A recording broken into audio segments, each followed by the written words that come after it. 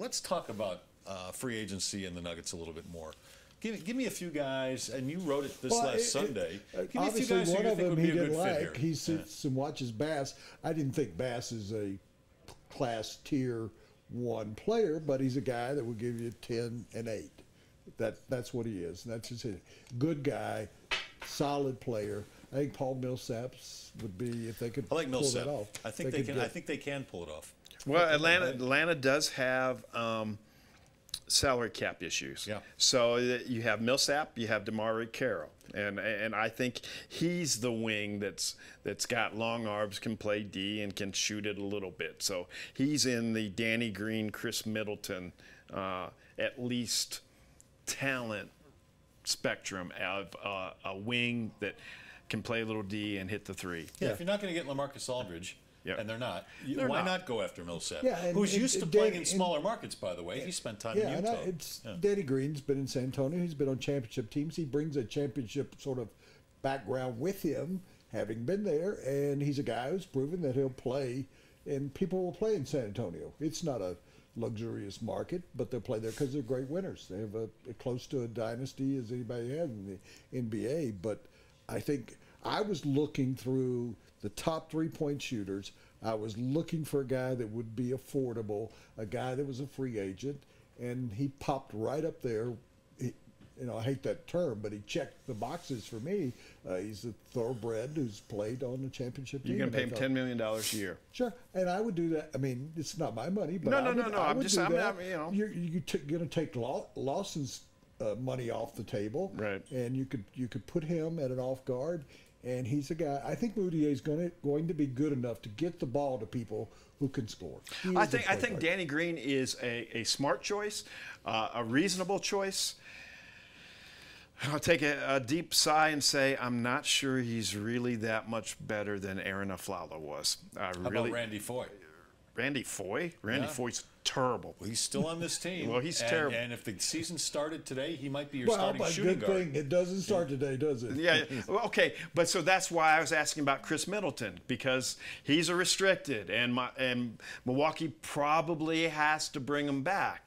But perhaps you get in a sign and trade there as well. I mean, who knows? And DeMar Carroll was my other one, and that's my alternatives to Danny Green. Yeah. Who you got? I like to see them go after Middleton. I think they need shooting, and I don't like what they have up front right now at center. I mean, they've got Nurkic, they've got Laverne, who's 7-footer. Jokic is coming in; he's going to be a 7-footer. You want him to go back after Kufis? I think you could get Kufis for nothing, and he could be a good backup. I thought about that, and I thought people would. I was going to throw him into the mix, but I said people. Because I think they need a veteran kind of center guy. And I said, if I write that, people will laugh at me.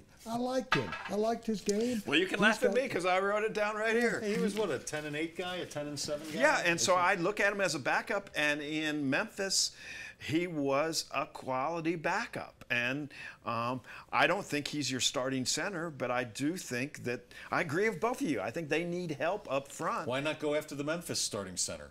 Mark Kiszla. Because you have 0.0 chance of getting them. I would love Tim him. Conley keeps telling us that he can convince big-name free agents to come here. Well, okay. So why not try? Get one, and then we can talk. But until you get one, how do we know? I know he's probably staying in Memphis, but why not? once said on Around the Horn, until you win a big tournament, you can't prove you can win a big tournament. True. And I thought, well, what kind of answer is? But there's some truth in that. Yeah. Tim Conley can tell us that all he wants to. What has Tim Conley done? I like him. What has he done? He had Moutier fall in his lap. He got rid of a lot of other people. They were smart enough to take him, though.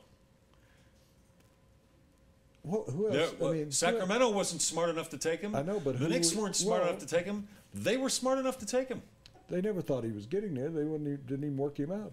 Who would you have taken, just for a moment? Who would, if they didn't have Moutier? Who would have been the person that they could have taken instead of him at that spot? I thought Winslow? I thought at 7, their choices in order were Hazonia.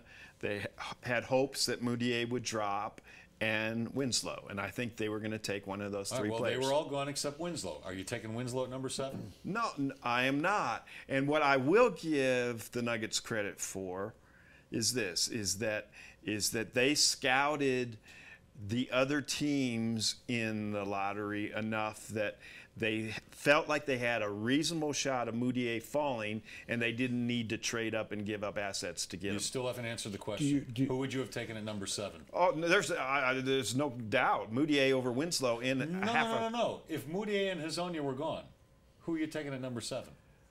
Who am I taking? I'm trading out of the spot. I'm trading back. Willie Cauley-Stein, boys. That's my boy, Willie But you couldn't have taken him. You got taken back Sacramento. No. So. If Sacramento had taken Moutier, You're taking Willie Cauley-Stein. Yeah. Shanahan Steakhouse has been selected by the public as a Mark, best you haven't heard restaurant in this, but Denver. I told him I'm going to live long enough And it's for him to find out that Willie Cauley-Stein is a one-dimensional player. Shanahan Steakhouse. Open tables, 2015 Diner's Choice winner. Book a reservation today at Where were we Saturday night? shanahansteakhouse.com. We